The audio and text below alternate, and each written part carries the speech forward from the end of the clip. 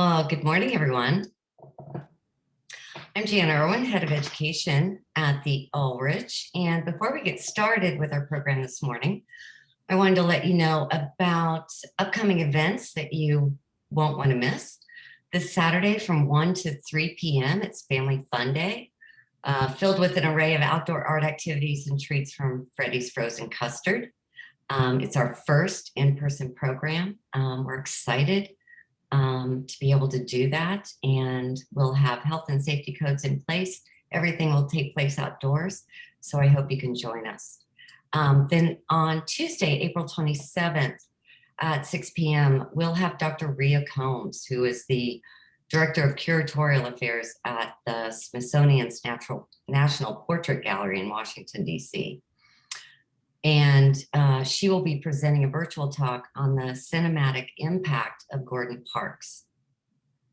And lastly, for our May Senior Wednesday program, we have invited the 2021 Art Design and Creative Industries MFA graduates to present artist talks on their thesis work.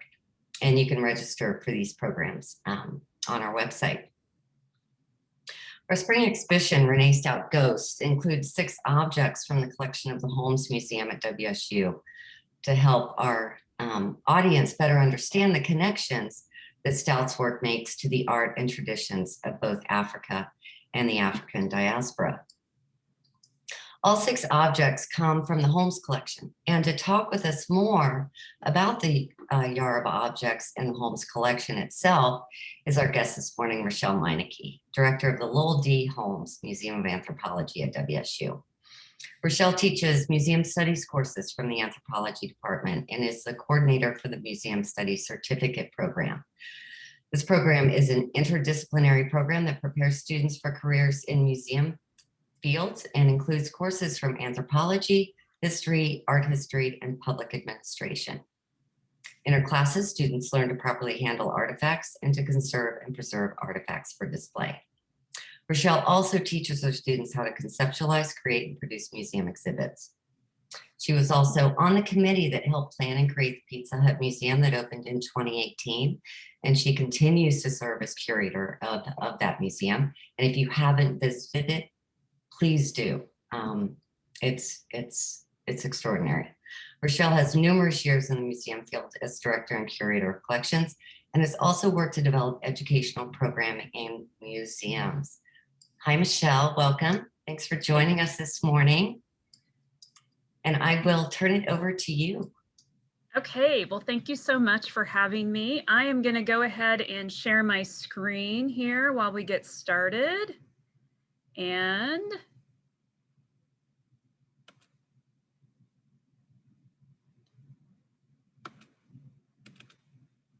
just a second here.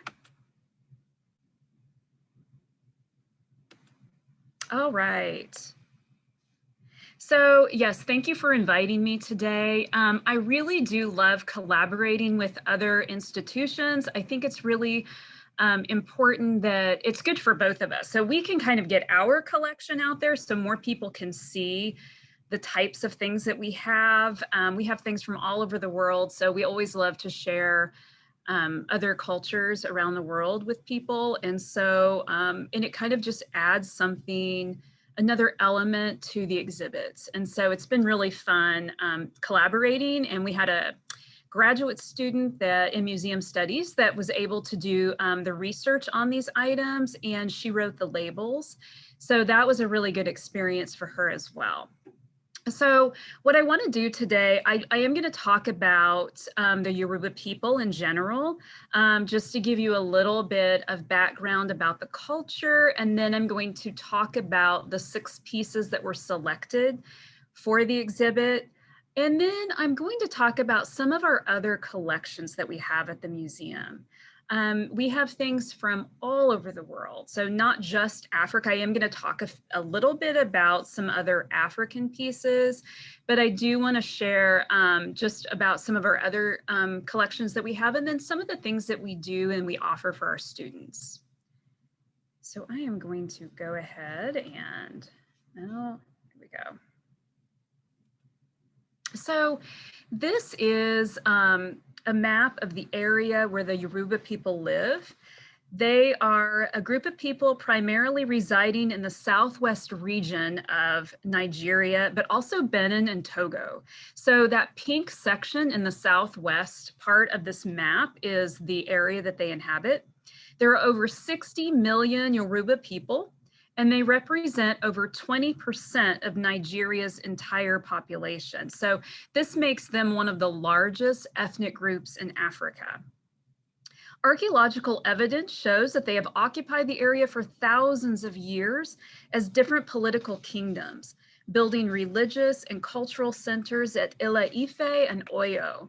The rise of the Oyo Empire during the 1500s led to local and global trade expansion when its most important city, Katanga, was established in the savannah rather than the jungle. So just moving the city to the savannah made it more accessible for travel and trade. It made it more conducive to farming, and its location to water made it helped with aquatic trade. The Yoruba people and their neighbors, during the period of transatlantic slave trade, the Yoruba people and their neighbors were forcibly removed from their homelands. As they were taken across the ocean to the Caribbean and the Americas, their culture and beliefs mixed with those of the local population, giving rise to syncretic religions such as Cuban Santeria, Haitian Voodoo, and American Voodoo, which is where this inspiration of Renée Stout's exhibit came into being, and kind of how our objects sort of help sort of interpret that exhibit a little bit. So historically, the Yoruba kingdoms fell under British rule. And the people have a strong belief that they descended from Oduduwa, which is a kind of the creator god. But even though they were under this British rule, and due to that, a lot of the Yoruba people do practice Christianity.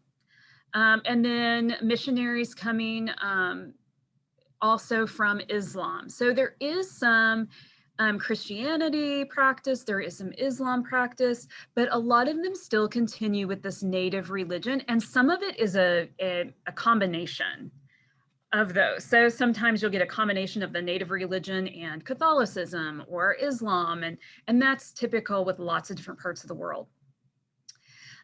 Polygamous families were common in the culture in the past, not so much right now. I think part of that is due to missionary influence as well.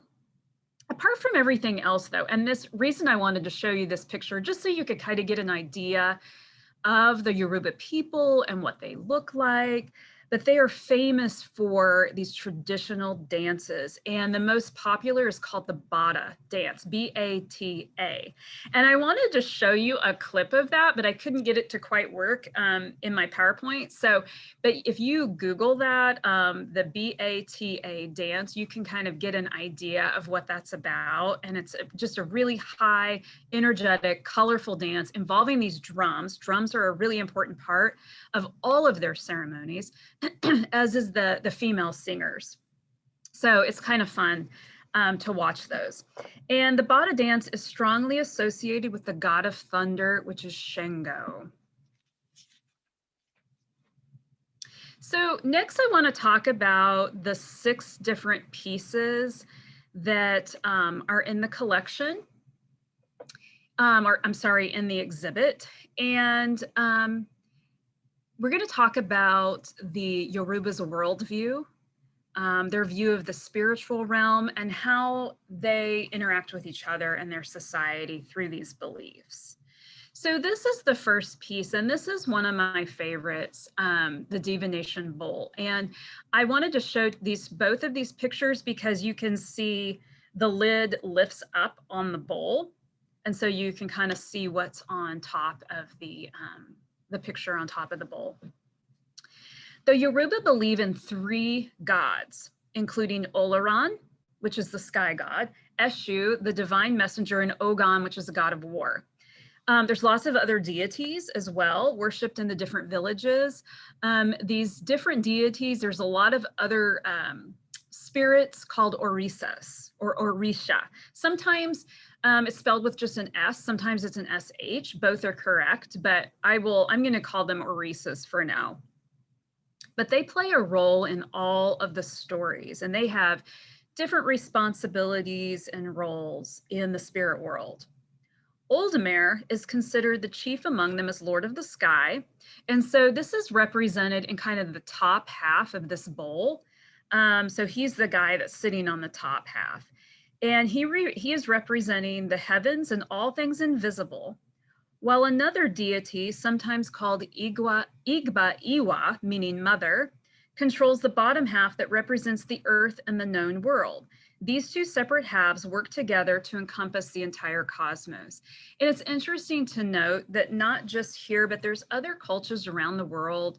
The Osmot, for example, in New Guinea, which I'm going to talk a little bit about that collection later. But they also believe that the male entities are related to the spiritual world and the sky, where female entities are more associated with the earth. So this is that same kind of idea here. Practicing divination is a way for the Yoruba to get answers to questions about everyday life. And so the Divination Bowl, so this bowl would have been used in a ritual performed by the priest, and the priest would ask the orisas and the spirits of their Yoruba ancestors for advice. Divination was often performed before important occasions such as marriages, betrothals, childbirth, naming ceremonies. A priest would have a divination tray, which we're going to talk about in just a minute. A bowl like this would have held the palm nuts or a string of shells used by the priest during the ceremony. So this particular bowl has figures of men and women and a large spotted cat carved into it. The pipe held by the man on the lid was likely another object used in divination. So this is the divination tray. So this kind of would go along with the bowl. Yoruba divination is based on the idea that the world is chaotic, which I think we can probably all identify with that to some extent. They believe there's unknown forces behind actions, things that we just can't control. The only way through storytelling can we understand our place in the universe. These forces are often represented in divination objects like this one with the face of the deity Eshu Elegba. So you will see that deity's face at the top of this tray. A divine messenger orisa associated with cosmic chaos and balance. During divination, this tray would be covered in yellow powder. The priest would answer questions by invoking the deity of wisdom, Ornamila, through a ritual involving palm nuts or a chain of 8 seed shell halves being thrown or passed from one hand to another. Based upon the way the shells land or how many palm nuts the priest is able to pass from one hand to another, the priest would make lines on the tray. These lines correspond with some variation of a verse from the Odu Ifa, which is the body of literature to which a priest memorizes and advises. Through these stories, people can decipher the cause, effect, and solution to their problems. So if you go to the exhibit and you look at this tray, you're going to see that it's been used. There's residue on it. There are lines grooved in it. And so it was definitely used for divination and for people seeking advice. And this kind of is interesting to note that this kind of reminds me of the biblical Old Testament practice of casting lots. It's kind of that same kind of idea where, it's the placement of where the palm nuts land or such to give advice. All right, and we're going to move on to the next item, which is an ancestral figure. The Yoruba believe that humans are engaged in a cycle of death and rebirth, and this belief is known as reincarnation, which a lot of other cultures believe this as well, such as Hinduism and Buddhism mainly, that we see this idea of reincarnation. According to the Yoruba, there are 2 types of reincarnation. One type happens when a person does not live to old age. When they die, They're relocated to a different place in the world, far away from their home, and they continue living until they eventually die of old age. But if a person dies from old age, their spirit can become an ancestor. An ancestor is prayed to for advice and acts as a heavenly intermediary for their family on earth, often being called upon during divination along with the Orisa. When an ancestor reincarnates, they are reborn on earth as a descendant in the same family. Despite this, part of them still remains in the spiritual world as an ancestor. So they kind of have dual citizenship in the spirit world and then on earth. A priest can determine which ancestor has been reincarnated by a child's physical appearance, personality, or birthmark. So some children that act more mature for their age, that's taken as a sign that a Yoruba child has an ancestor's reincarnated wise spirit. This cast bronze statue is thought to be a representation of a revered ancestor and reminder that a precious loved one can someday be seen again when they are reincarnated.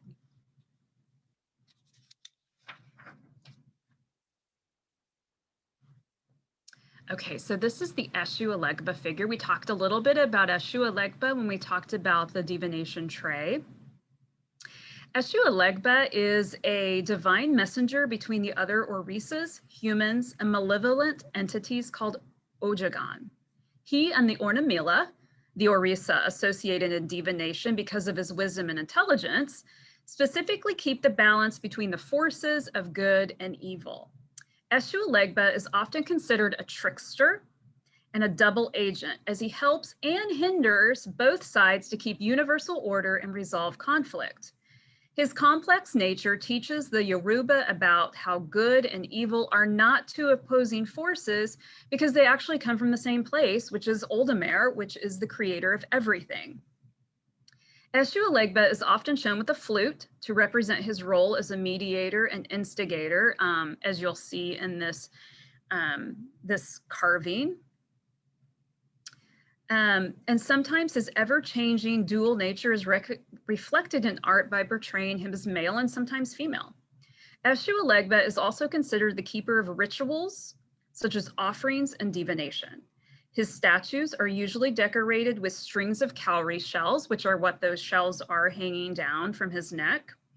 Cowrie shells can be found in jewelry and clothing in many cultures, and were even used in currency as part of in Africa and Asia.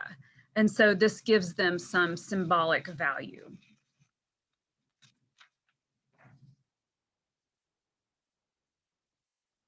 All right, so this is the male era Abiji. We're going to talk about a male era Abiji and the female era Abiji. With this one, I'm going to focus on the colors represented, and I'm going to talk about these colors a little bit later when we talk about another one of our African pieces. But the features and colors on this era Abiji are highly symbolic. From the headdress to the beads wrapped around its waist and the scars on its face, Orisas are identified with 3 colors, and these colors are associated with personality traits. The 3 color categories are Funfun, Pupa, and Dudu. So Funfun is considered white colors like icy cold colors like turquoise, blue, and silver. Funfun describes someone who is aloof or lacks passion, but has great wisdom. Ornamila, the deity of wisdom and divination, is usually associated with these colors. Pupa is red, or colors that are considered hot and fiery, such as orange, dark yellow, and gold. And they're used to represent one who is easily angered. So Shango, which is the deity associated with thunder and fire, is usually associated with these colors, the Pupa colors.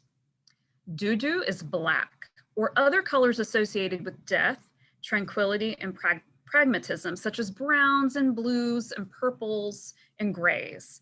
And this color often acts as a mediator between the other 2 colors or personality traits. This era Abiji's violet blue headdress could be considered Dudu because the figure is a death memorial object, which we're going to talk about in just a minute. The black, red, and orange beads could be can be dedicating that are Era Abiji to Shango, or maybe the deceased twin had a fiery temperament. And also the scarification on the face, it's kind of like genealogical ID. So the scarification tells what family group you belong to. So it's kind of your ID. So they can look at you and see which family you belong to. They'll look at these carvings to see which family those carvings belong to. And so those are what the scarification on his face. So that brings me to the female Era Abiji and talking about twins, because this is what these represent, are twins. And so the Yoruba have a high occurrence of twins birth, about 4.4% of all maternities. And nobody really knows why there's so many twin births. There's a suggestion that it could be a component of the cassava plant. There's something in that that's promoting this high fertility and multiple births. And then some just believe it's divine providence, but there really hasn't been any kind of scientific proof as to why there's so many twins in the society. But nonetheless, twins are revered. And so the word Abiji is the word for twin. And every person, they believe that every person on earth has a spirit double that lives in the spirit realm. So when a set of twins is born, the spirit double is born on earth with their counterpart instead of staying in the spirit realm. That's where the word Abiji comes from, this double birth originates. Twins are thought to attract spiritual blessings and good fortune to their families. So taking care of them is important. In fact, their family has to provide care for them equally because they are physically two, but spiritually one person. So that means that when a twin dies, an Era Abiji or memorial statue carved to represent them is physically cared for in the dead twin's place. So that means they're fed, the statues are fed and clothed and bathed, and you will see this reflected in the wear on this particular object. And so there's some suggestion that there might be a little bit of water damage. There might be a little bit of, just because this was used and they were treated just as the other twin would have. If both twins die, two near identical Era Abiji are carved to represent them being two halves of one person. They are both cared for by their family in the hopes that the twins will eventually be returned to their loved ones through reincarnation. Now, this female Era Abiji is probably not, I should say, a twin of the male Era Abiji in the exhibit because they have different scarification patterns on their face. So they're probably from two different families, but we wanted to show you kind of that example of what the male and female would have looked like. And this goes right along with Renée Stout's work, Strange Doll and Strange Doll 2, that are in the exhibit that kind of refers to this duality in religion and twins. So those are the 6 pieces. And if you haven't been to the exhibit, I want to encourage you to come. I think it goes for the end of the semester. I'll have to ask Jana about that for sure. But it's definitely worth seeing and seeing how this influence affected her artwork. It's really interesting. So I do want to talk a little bit about our museum and some of our other collections. And we're going to come back to Africa in just a minute. So this is where our museum is housed at the moment in Neff Hall. We are part of the Anthropology department. And so we do have a gallery within this building. And then we have display cases all throughout the building. We also have display cases in the library and the student center and pretty much anywhere else they will let us display.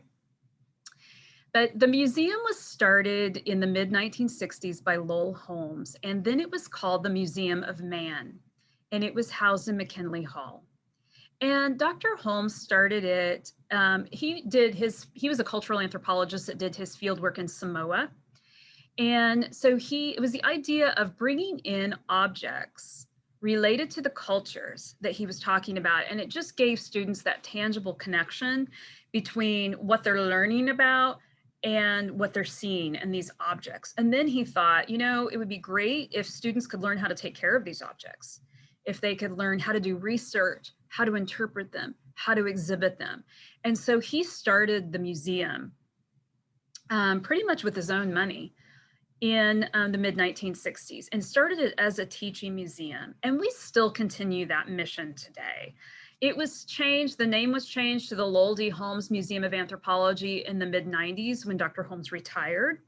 And then in 1999, the museum moved over to Neff Hall. So we're gonna go back to Africa just a little bit. And I'm going to talk about some of our other collections. We have collections from almost every continent.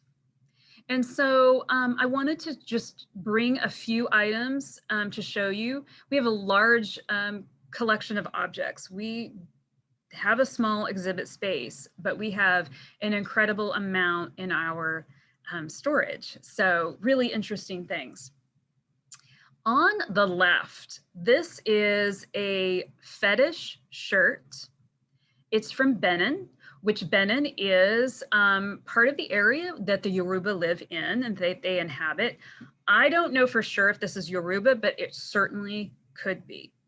The skull you see on the middle of the shirt is a monkey skull. And the other pieces hanging off are pieces of bone and metal.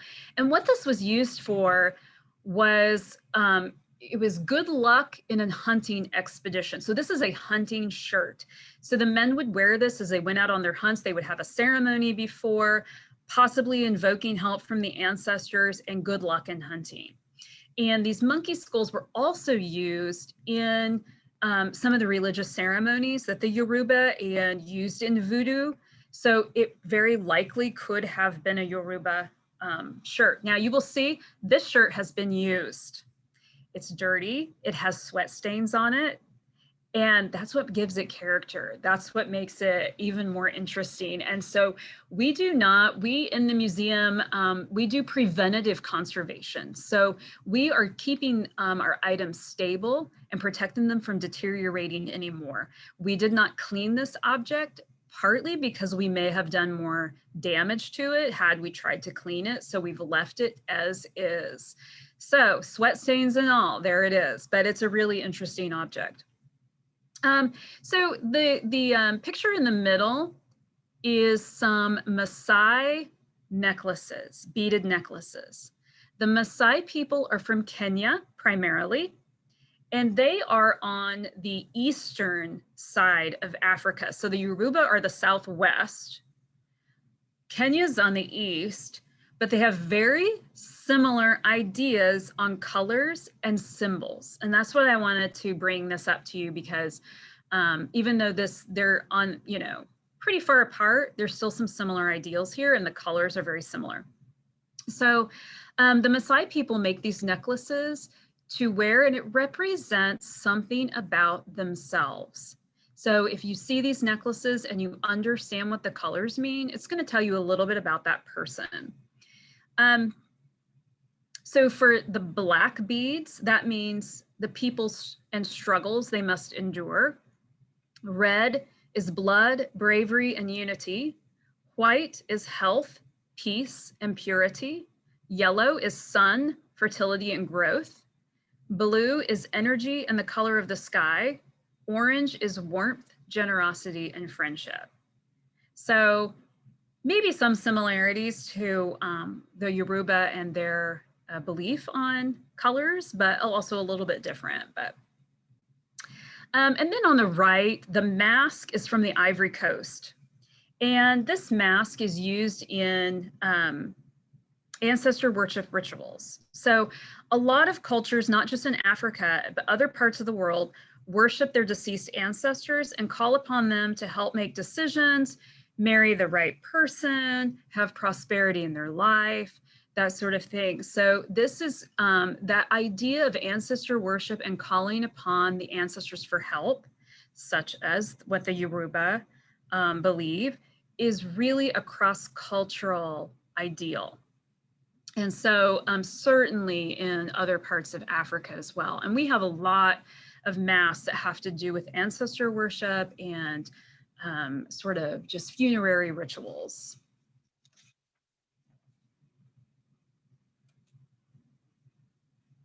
Okay, we're going to move on to Asia. And again, I just, this is just a minutia fraction of what we have from these different places, but I just picked out a few objects. This moon lute from China is a traditional Chinese instrument, and it is currently going on display. I'm going to talk a little bit about our exhibit opening that's coming up next week. And so this moon lute will be on display with an exhibit about flower or floral imagery in Asia and the symbolism and what it means. So I think the students are working on it. As a matter of fact, they're working on it right outside of my office in the hallway as we speak. So it will be done by our exhibit opening next week. The middle picture are some Buddhist prayer scrolls, and they're on this sort of papyrus type paper. And then on the right are lotus shoes from China. And this, of course, as you probably recognize, these shoes have to do with the foot binding practice that women had to endure years ago in China. And so we have 2 or 3 pairs of these lotus shoes. And so these are always really popular when we have educational programs, and they've been really popular as we've had them on exhibit.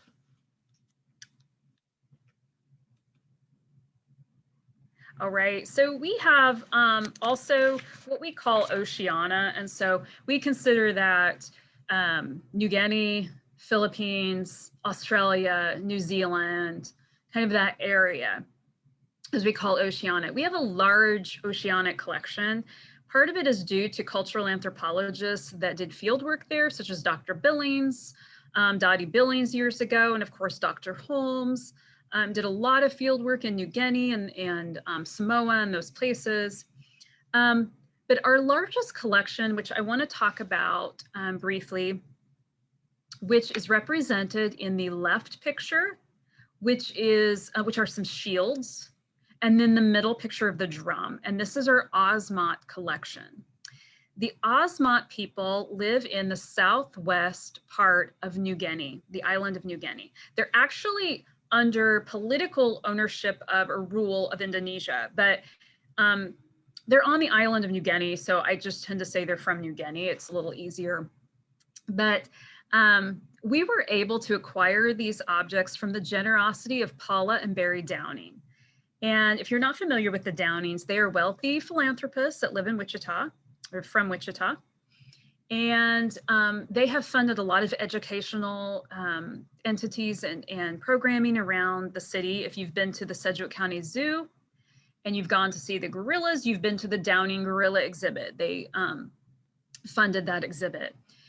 They also travel the world, and they were in this very remote part of New Guinea. They were in Agats, which is the capital kind of this region, and they fell in love with this artwork. It's unusual, it's different from anything else you see in the world. And they graciously funded not 1, but 2 trips into Osmot territory to accumulate, to acquire objects, and also do photography and ethnographic work. So they also were able to interview people, observe people, learn about their culture. And so the director of the time, Jerry Martin, who was here, this was early to like 2000, 2001. And they put together a team. They found someone who was fluent in the language, someone who understood the culture, and could help them sort of be this mediator. And then they also had a man from Indonesia who also helped translate, and he helped with the logistics. Because this is, they inhabit a remote tidal jungle. So there are no roads in Osmot. It's only rivers. And so you have to, you're transported by canoe everywhere you go. So, this expedition took a lot of planning, a lot of time and work went into it before they left. They, with the help of Patty Seary, who was the expedition leader, and she was the one who was the expert in Osmot and the language, they went from village to village, talking to the village elders, establishing a rapport with them.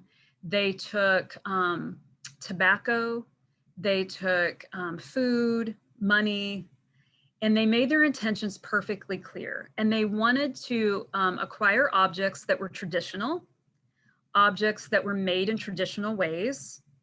And we do have a few tourist items, but really the collection, the idea of the collection was to acquire things traditionally. And so they also made sure so that there wasn't any jealousy with any other members of the group or artists. They were able to accumulate objects from all kinds of different people in the village, just to sort of make it fair for everybody. And so that is how we have these items. And some of these items are like, we have these ancestor poles that if you go to the library, you'll see them. I mean, they're 16 feet long. I mean, a lot of our objects are, and some of them are 20 feet long, and they're just huge. And so they wrapped all these up as carefully as possible, loaded them onto a ship in July of 2001, and they ended up in Wichita in October of 2001. So we have over 1,000 pieces, and there's only 2 other places in the United States besides Wichita State that have Osmot artwork. One of them is St. Thomas University, that was due to some missionaries that were there in the 50s and had been able to acquire some pieces as well. And then the Metropolitan Museum of Art in New York City, that is Michael Rockefeller's collection, which is a whole nother story that we'll get into another time, but it has to do with possible murder and ritualistic cannibalism. So that's another story. But moving on, the top right picture is bark art from Australian Aborigines. And so we have quite a collection of these. These show kangaroos on them. And I just love this. Some of them are fish, a lot of them are aquatic life. And this was actually transferred to us years ago from the Wichita Art Museum. So it was something that didn't fit in their collections policy anymore. And so they transferred these to us, and we just absolutely love them. And they do fit in with our collections policy for sure. On the bottom right is a hornbill hat from the Philippines. Historically, this group of people from the Philippines, from the highlands, were headhunters, as well as the Osmot. That's another story too. The Osmot were historically headhunters. They aren't anymore. Same with the Philippines. So these people are not headhunters anymore, but this is a piece that an adolescent male, upon receiving his first head from a headhunting, from warfare, would get to have his hornbill hat. And so as he grew and as he was more successful and more successful warrior and more heads were accumulated, this headdress would become more elaborate. So it would have feathers and beads and shells and kind of things hanging from it. But so that's kind of a fun piece. We even have a headhunting axe also from the Philippines.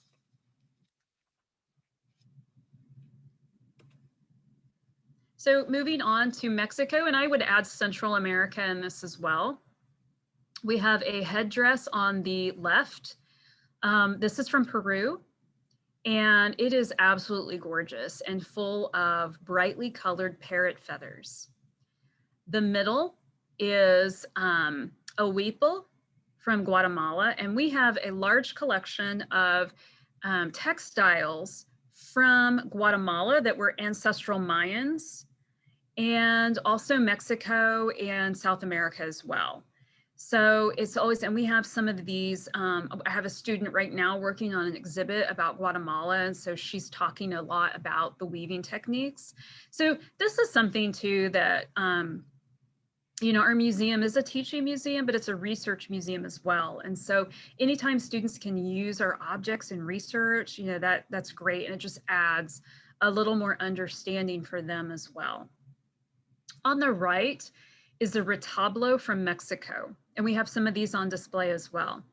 And these are, the retablos are religious imagery that are painted on tin. This one's in really good shape. Some of them aren't as in good shape, and some of the tin is a little warped, some of it's scratched, some of it's corroded, but this one's actually in pretty good shape. You can see a little corrosion on it at the top, but these are really gorgeous pieces.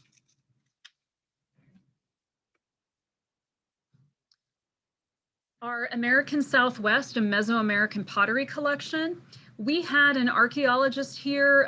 He was here from the 70s, I would say early 70s till about 1998 is when he retired.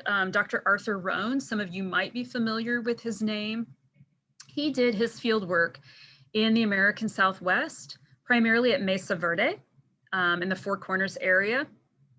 And so we have a large collection of ancestral Puebloan, formerly called, you might recognize the name Anasazi, which Anasazi is not the name used anymore, it's ancestral Puebloan.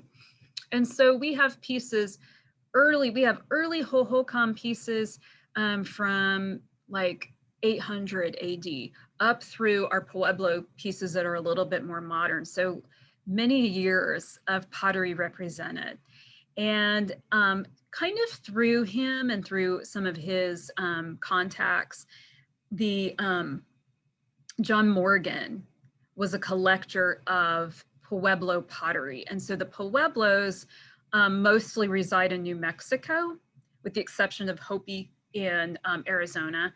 But the Pueblos, we have pottery that represents each Pueblo. So they're really amazing, beautiful pieces. And then on the right, this represents the pottery of Colima, Mexico. We do have some Mayan and some Aztec pottery. This pottery from Colima is fun because there's a lot of animal representation. I love these dancing dogs, and we have turtles and snakes and people dancing and doing things. So it's just kind of a fun pottery collection to have.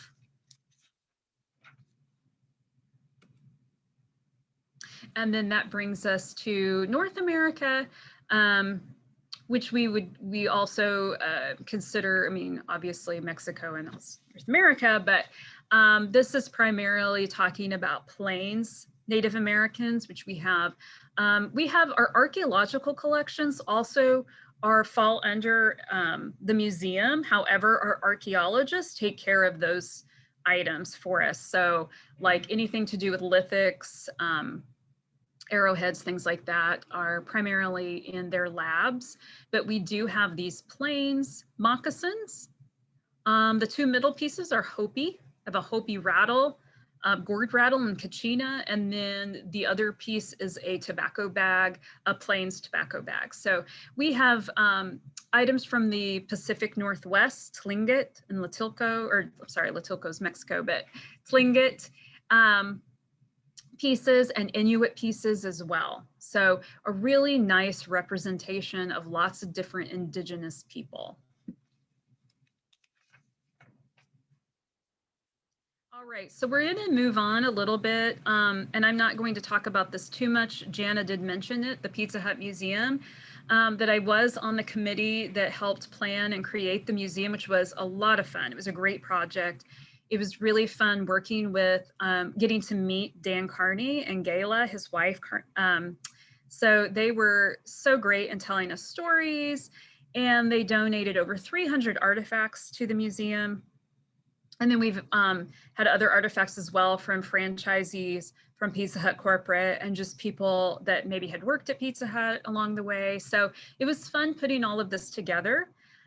We continue to curate the museum. So my museum studies students will change out exhibits. We have some exhibits that are a little bit more permanent, but then the designers made some cases for us that we can change out periodically. So that makes it fun, and it makes it interesting and something new for people. So if you haven't been to the Pizza Hut Museum, I would encourage you to check it out. It's open every day, I think Monday through Friday, 11 to 5, I think are the hours. And there's nobody there when you go in, but you can just, it's unlocked during those times, so you can go in So it's a lot of fun, and it's just a neat place to go. A lot of interesting things that you might not know were associated with Pizza Hut, but it's also kind of fun being in the original building, even though, you know, when you walk in, it looks completely different than it did, but it is that original building.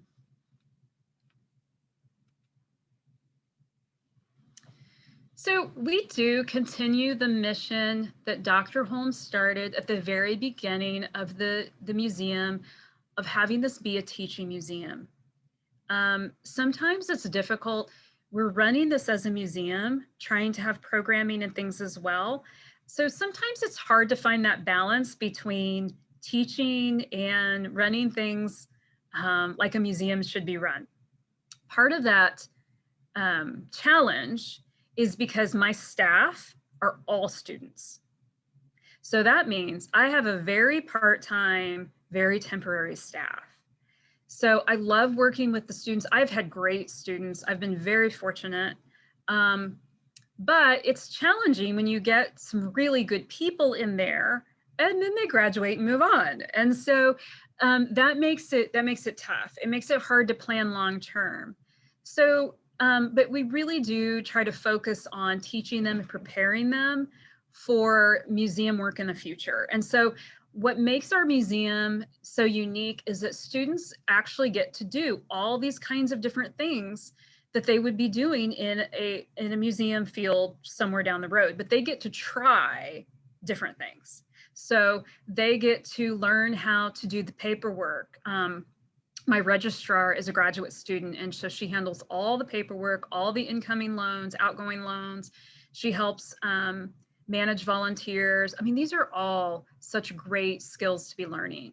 They learn how to do educational programming. You see the student in the middle, she's holding the rolling pin. That's actually from the Pizza Hut Museum. So they learn to give tours. They learn how to handle objects, how to take care of them, preventative conservation, how to store them properly, how to create displays. And so I do teach a couple of classes. I'm going to talk about the certificate in a minute, but I do teach a couple of classes in museum studies. And so the bottom two, or the right two pictures, are a museum class that I taught, an exhibit class, and this is, and the student that helped with the Yoruba exhibit is in this picture, Brittany Beck.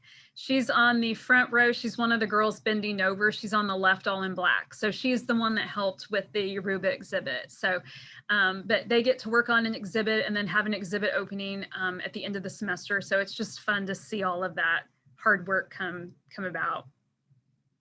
Also have students that do master's projects. So this would go along. Usually my students and majoring in anthropology will also do a museum studies focus. And so they'll do projects as well. So part of that, the student on the left, she did, for part of her museum studies focus and her certificate, she also received her certificate. She did a traveling exhibit about the Etzanoa archaeological site in Arkansas City, Kansas. So if you probably have heard about that in the news, read about Dr. Blakesley, and our archaeologists are going down there this summer for a field school, and Carissa here did a traveling exhibit. Carissa also is the, after she received her master's and her museum studies certificate, she is the director now at the Historical Museum in McPherson. And so this traveling exhibit is actually there right now because she wanted to show it at her museum. We have Jordan Adams, who is working on in the middle there, is working on a piece. She did a master's project on preventative conservation. And so she's showing kind of how to take care of different things, objects. And then the one that you see, it says Touching the Past. This exhibit is completed now. It wasn't then, but this is my graduate student, my registrar, Gracie Tolley, and she is working on an exhibit about accessibility in museums. So trying to make museums more accessible for vision impaired visitors. And so we took some items to go create some artifacts. There's a Kachina doll there that you see in that picture, and we had them 3D printed. And so we have the actual objects in a case, and then we have the 3D print below. And so that they can, vision impaired visitors can touch them and feel them and know what shape they are and what they feel like and that sort of thing. And then we also have labels that printed in Braille. And then we have a QR code that will go to a like a smartphone reader to be able to tell you about this piece. Turns out Braille labels are huge. So we were not expecting the labels to be so big. So I don't know that that's going to be something that we're going to be able to keep up, but I think the barcode is something that we can, that we're going to put around our museum just to help with vision impaired visitors be able to experience it as well. And then the picture on the far right is it's myself and some of my students that I took to a professional museum conference. So students also get to go to conferences and be able to network and talk to other museum professionals. As I mentioned before, we do have an exhibit opening coming up next week, actually on Monday. And this will be from 2 to 5. It's just going to be a come and go reception. We'll have a few pre-packaged snacks and things too. But you're welcome to come. It's free, open to the public. And even if you can't come to this and you want to, I would invite you to come to our museum. People always say, I didn't even know you were there, but now you do. And so you have an invitation to come to the exhibit opening. We do have another exhibit that's opening that has to do with water and clean water around the world. And we'll have some more African objects in that exhibit as well. And then here is my contact information if you want to get a hold of me. And we're open 1 to 5 Monday through Friday during the semester, but we are open by appointment. And so even anytime, like if you want to come at 10 o'clock on a Tuesday, you just need to let me know. And so in the summer, we are open by appointment. We do give tours and that sort of thing as well. If you're interested in donating something, you can let me know for that as well. But that's what I have for you today.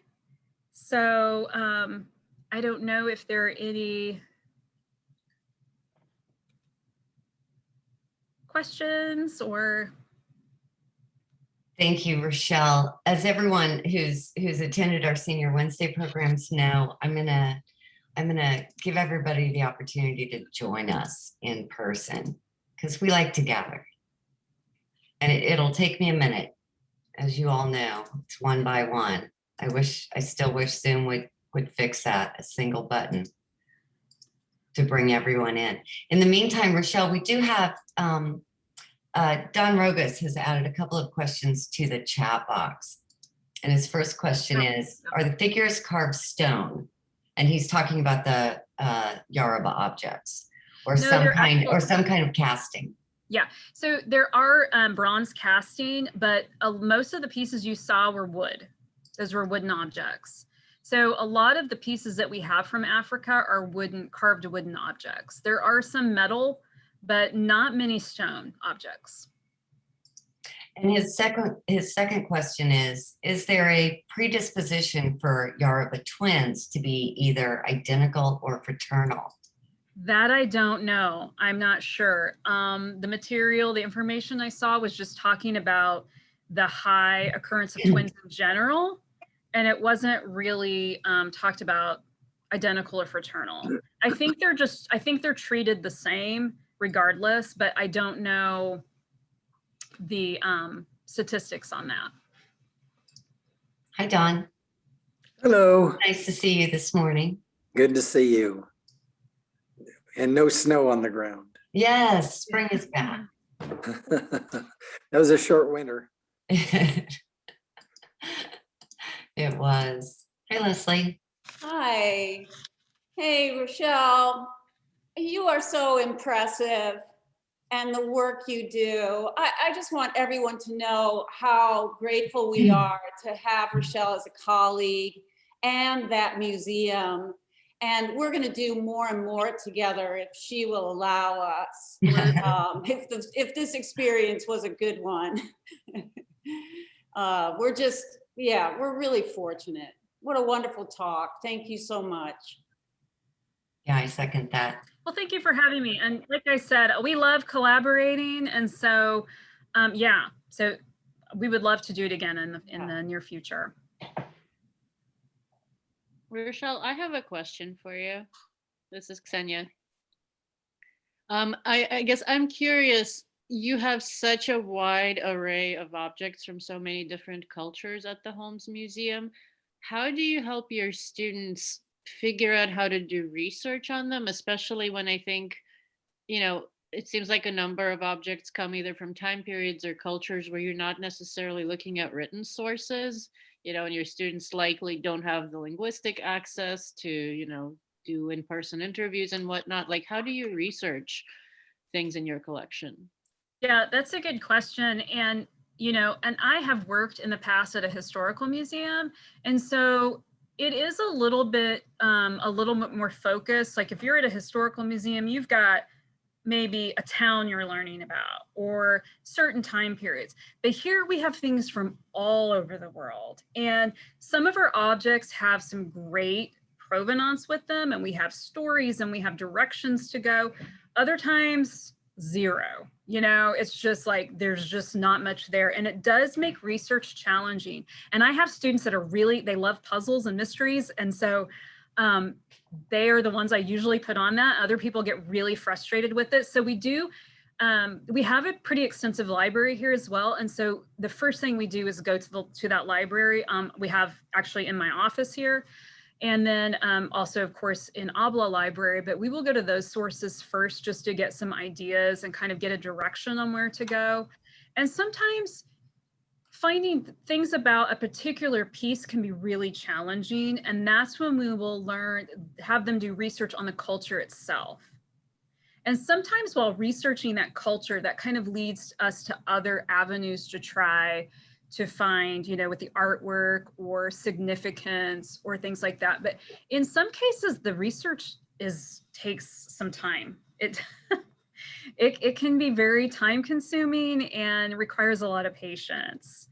So, and of course there's internet searches too. And sometimes you're just looking for, you know, we have all of these kinds of things to try to figure out whatever we can about that particular object. Fortunately, we do have a few professors still around that do have some expertise in that area. And so we can also go to them and go, hey, what can you tell me about this? Or what do you think about this? Or that sort of thing too. So that helps.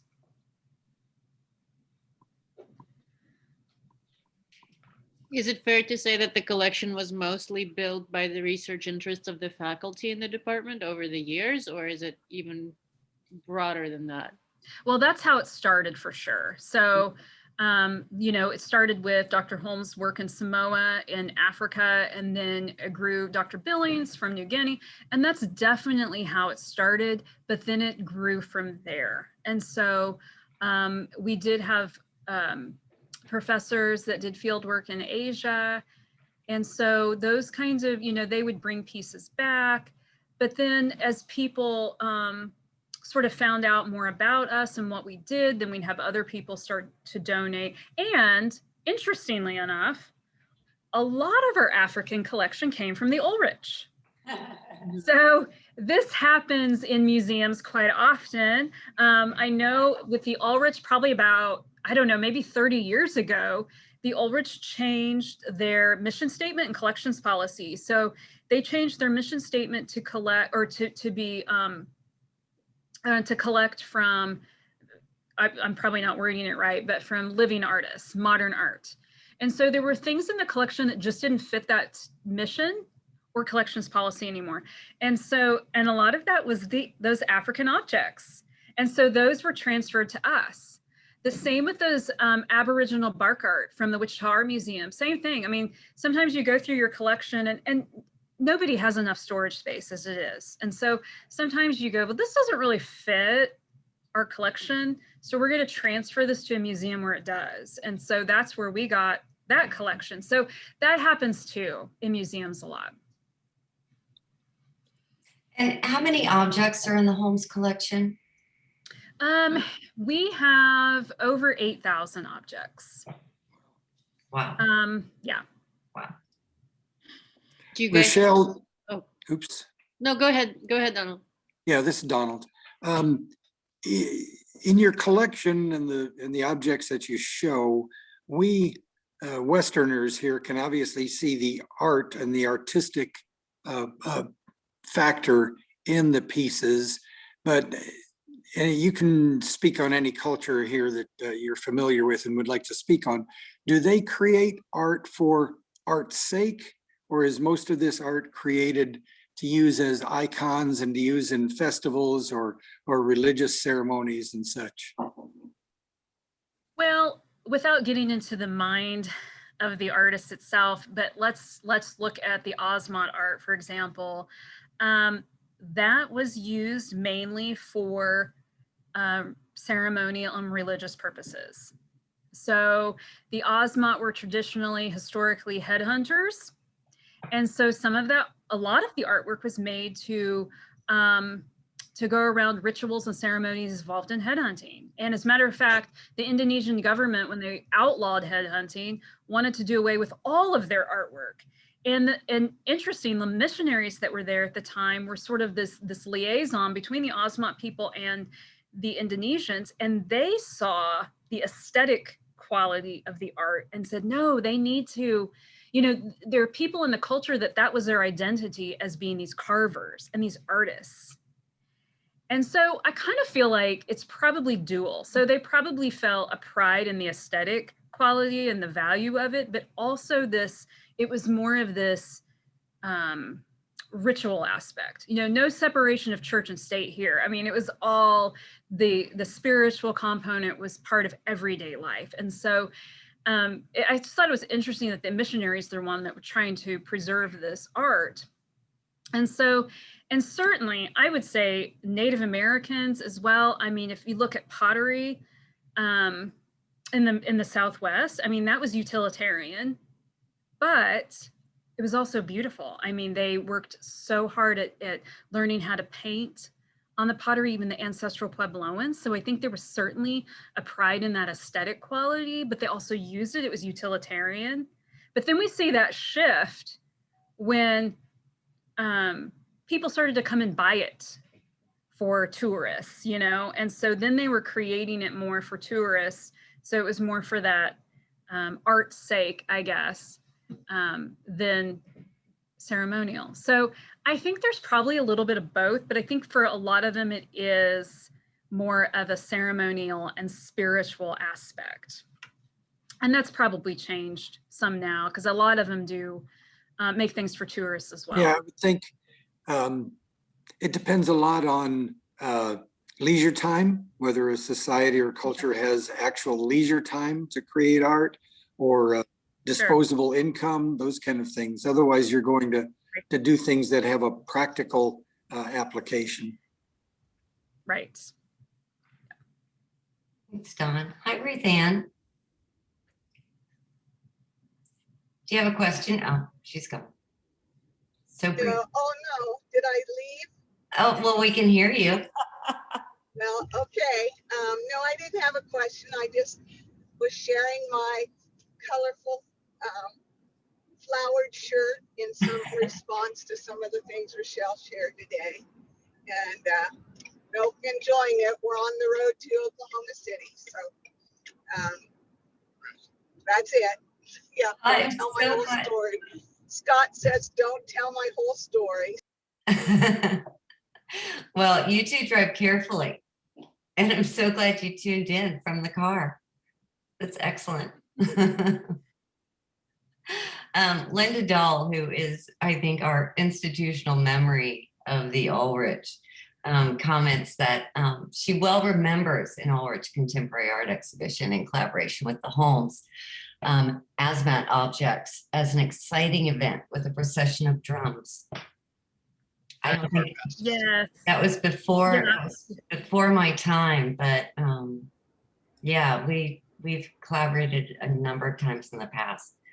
And yeah, I hope. Yeah, that was before my time as well, but that was sort of the big grand opening of this collection. And they actually brought some Osmot carvers here to Wichita.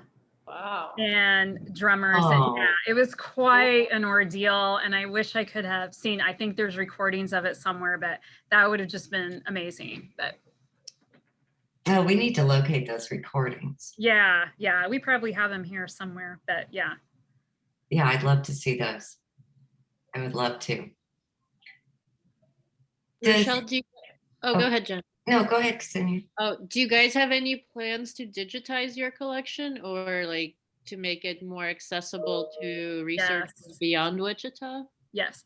So we had a website that was, I think it was done by a student project years ago, and we had quite a few things on the website. And so we had all of our Osmot objects on there, but something happened. I mean, the program was just not accessible anymore. And then our domain name expired. It was a mess. And so we didn't have anything for a long time. And I had people emailing me and like, hey, where's your Osmot collection? And, I had no idea people were accessing it and using it for research. But so we do have a new website up. Strategic Communications I've worked with them and getting a website, just sort of a general website. So that is our next project, Ksenia, is we are wanting to digitize our collection and put it online. So at least we're going to start with portions of it, and maybe not the entire collection, but we do want to have, because, with things, I think COVID and all these shutdowns and things has really got me thinking more about being digital, because I've kind of resisted that some, because I want people to come and see the actual objects. But I think we definitely need to have them available for researchers, have them available for people to enjoy. And so that is our next project. We do want to have our collection more accessible online for sure. That's really exciting. And I think at least it seems to me like it's another way of kind of building up institutional memory. And if you do have great students doing great research, then that research can survive in digital form past the time when they graduate and be more of a resource to your future students as well. Absolutely. Yes. For all of you who haven't joined us in person in the ether, if you have a question from Rachelle, please type it into the chat box and I will relay it to her.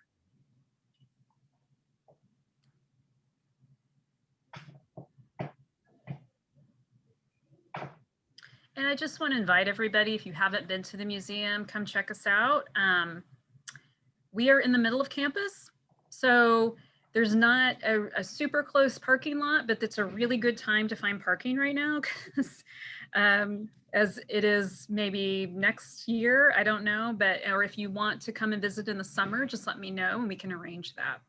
Well, the parking garage by the RSC is just a little short walk. Yes, it is. That's to a good Nett Hall. Yeah, that's a good location to park Yeah, to visit. it is.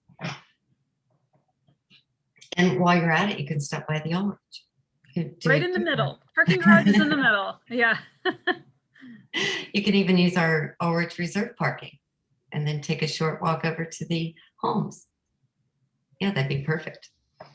All right, well, Rachelle, I want to thank you so much for everything, for today's talk, for working with us and loaning the objects for the Renée Stout exhibition. The response to that exhibition has been really good. And for any of you who are interested in learning more about the exhibition, Renée Stout gave an artist talk earlier this month, and her talk is on our YouTube channel, the recording of that talk. We also produced a video with Ksenia and Renée Stout and Brittany Beck, the graduate student who did the research on the Holmes objects in the exhibition. And that's on our website on the exhibition page. So please take a look at that. It's about 10 minutes long. And so thank you everyone for joining us. Thank you, Rachelle. Thank you. We will see you April 26th for Yes. the reception. I'm excited for that. And yeah, everyone have a wonderful rest of your week. Thanks, Jana. Well, Thanks, everyone. Thanks, Thank you. Michelle. Bye, Thanks. Rachelle. Bye. Yeah.